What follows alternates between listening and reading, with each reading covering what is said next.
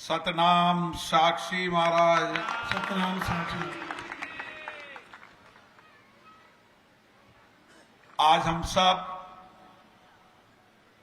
सदगुरु स्वामी टेऊराम जी महाराज की कृपा से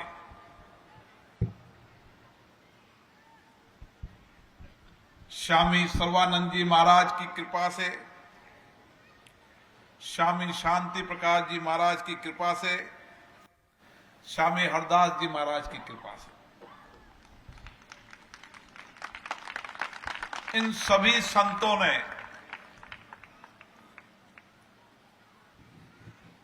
वर्तमान में पाकिस्तान की धरती, जहां आध्यात्मिक संस्कृति संस्कारों का अलग जगाया और 1946 के अंदर स्वामी सर्वानंद जी महाराज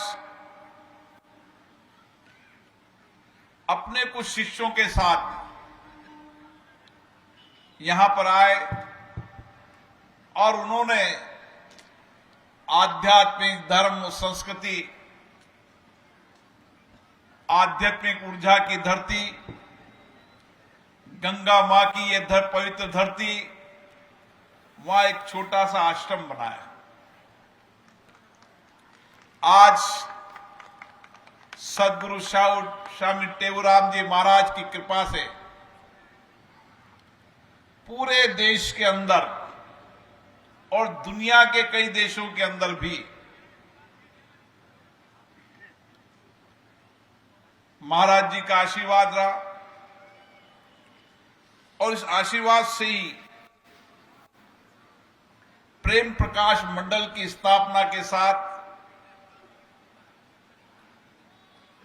मानव सेवा, पुण्य सेवा का पुनीत काम किया। मैं परम पूज्य स्वामी भगत प्रकाश जी महाराज को प्रणाम करता हूं, सब संतों को प्रणाम करता हूं और उस देवभूमि के देवतुल्य सभी लोगों को प्रणाम करता हूं और यहां के यशस्वी लोकप्रिय मुख्यमंत्री, जिन्होंने इस देवभूमि को और आध्यात्मिक, सांस्कृतिक, धार्मिक ऊर्जा दी, मेरे मित्र पुष्कर सिंह जी धामी साहब, हरिद्वार लोकसभा में सांसद पूर्व मुख्यमंत्री त्रिवेंद्र सिंह जी रावत साहब, इस क्षेत्र के विधायक मंत्री रहे पूर्व अध्यक्ष मदन कौशिक जी, माननीय विधायक आदेश चौहान जी, पूर्व मंत्री विधायकगण, यहां की महापौर किरण जी, सभी विराजे नेतागण, आज माता कृष्णा जी के इस भव्य और दिव्य पार्क के उद्घाटन में हम सब लोग आए हैं। माता कृष्णा का वात्सल्य, उनका प्रेम, उनका स्नेह, उनके सानिध्य के अंदर टेऊराम जी महाराज ने देश और दुनिया में मानवता का संदेश दिया। मानव सेवा, पुण्य सेवा और मानव सेवा के इस पुण्य काम को सभी संतों ने आगे बढ़ाया। सिंधी समाज देश का वो पुरुषार्थ समाज है। जब हिंदुस्तान के अंदर हिंदुस्तान पाकिस्तान बना, आजादी के बाद उस त्रासदी को उन्होंने देखा, सहन किया, हत्याचार को सहन किए, धर्म को, संस्कृति को नष्ट करने का प्रयास हुआ, लेकिन सिंधी समाज डटा रहा, न धर्म छोड़ा, न आध्यात्मिक संस्कृति छोड़ी। सारा सब कुछ छोड़कर अपना व्यापार, उद्योग, धंधा, मकान सब जमीन छोड़कर हिंदुस्तान की सरजमी पर आए। लेकिन एक ऐसा समाज है जिसने पुरुषार्थ से, मेहनत से, कठिन परिश्रम से इस धरती पर व्यापार, उद्योग के क्षेत्र में नई दिशा देने का काम किया। सिंधी समाज एक ऐसा पुरुषार्थ समाज है जिसने कभी भीख मांगकर अन्न नहीं खाया, लेकिन हर भूखे को भोजन करने का काम सिंधी समाज ने किया। और आज भी अन्न भंडार के रूप में आप देश में किसी भी कोने में चले जाओ, अन्न भंडार के रूप में सिंधी समाज ने हर भूखे व्यक्ति को भोजन कराने का काम किया। गरीब व्यक्ति की चिकित्सा, अन्न, महिलाओं, बच्चों की शिक्षा, उनको पुरुषार्थ से काम करने में सहयोग, ये सिंधी समाज की संस्कृति और संस्कार रहे हैं। और ये संस्कृति संस्कार कहां से आए? माता कृष्णा जी के वात्सल्य से आए, उनके प्रेम से आए, उनके सानिध्य से। टेऊमार जी महाराज की मानव सेवा, पुण्य सेवा, मानव सेवा के लिए उन्होंने पूरे जीवन को समर्पित कर दिया। कठिन चुनौतियां थी, लेकिन उस सारी चुनौतियों के बाद भी उन्होंने धर्म, आध्यात्मिक संस्कृति व दिव्य ज्योति चलाई। आज पूरी देश और दुनिया के अंदर सिंधी समाज मानव सेवा के पुण्य को काम करता है। ये टेऊराम जी महाराज, स्वामी सर्वानंद जी महाराज की कृपा थी, जिनके संस्कार, विचार, आध्यात्मिक कार्य के कारण सिंधी समाज देश ने दुनिया के अंदर किसी भी तरह चले जाए।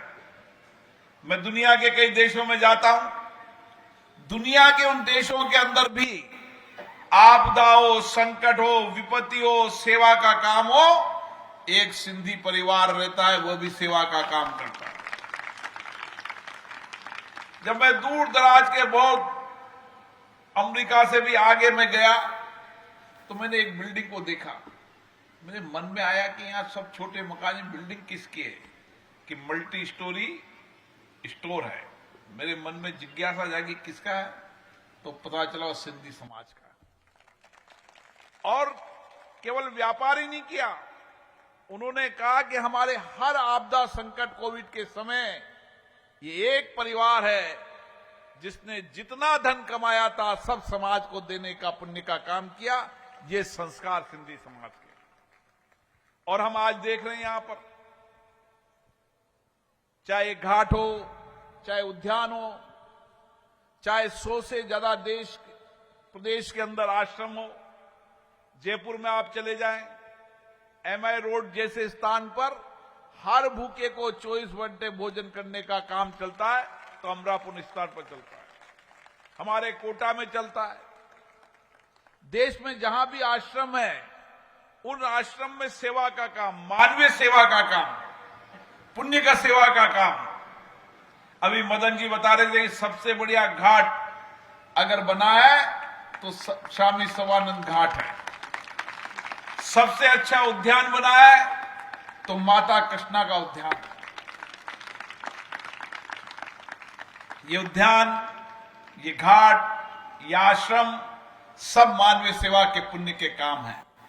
मैं स्वामी भगत जी महाराज को, जो हमेशा सेवा में लगे रहते हैं, जो जहां भी जाए, कभी उनका अगर मैसेज आता है तो सेवा के लिए आए, घाट बना दो, धर्मशाला बना दो, उद्यान बना दो, भूखे को भोजन। मुझे आशा है कि सिंधी समाज के ये संस्कार, ये कार्य संस्कृति, विचार, ये धर्म, आध्यात्मिक के प्रति उनका विश्वास, भरोसा भारत की देव संस्कृति को आगे बढ़ाएंगे। और मुझे खुशी है कि इस राज्य के मुख्यमंत्री जी ने इस देवभूमि की आध्यात्मिक ऊर्जा को और तेज किया है। चार धाम की यात्रा हो, सहज हो, सरल हो, उसके लिए प्रयास है। गंगा की अविरल धारा हो, स्वच्छ गंगा हो, उसके लिए प्रयास है। ऐसे बहुत सारे प्रयास किए हैं। जब 2027 में जब महाकुंभ होगा, जब इसी तरीके से महाकुंभ में भी देश और दुनिया के लोग आएंगे, और आज दुनिया के अलग अलग देशों के लोग भी देवभूमि उत्तराखंड जरूर आते हैं। और उत्तराखंड केवल प्राकृतिक रूप से नहीं, आध्यात्मिक रूप से भी कई संतों की तपों की भूमि है। यहां की तप तपस्या की ऊर्जा हर व्यक्ति के अंदर आंतरिक नई ऊर्जा पैदा करती है। मुझे आशा है जो व्यक्ति भी यहां पर आएगा, माता कृष्णा जी के उद्यान में माता जी के वात्सल्य प्रेम, उनके गीत, उनके भजन, उन्होंने जो वात्सल्य प्रेम के साथ टेऊराम जी महाराज और कई संतों को जो सानिध्य गया, उसके जीवन दर्शन को पढ़कर उनको भी प्रेरणा मिलेगी। मैं पुनः सभी संतों को प्रणाम करता हूं, विशेष रूप से स्वामी भगत प्रकाश जी को, जो लगातार स्वामी टेऊराम जी महाराज की विचारों को, उनकी कार्य संस्कृति को, उनके आध्यात्मिक ज्ञान को, उनकी ऊर्जा को, उनकी विचारों को आगे बढ़ा रहे हैं। आप सबको बहुत बहुत धन्यवाद। जय झूले।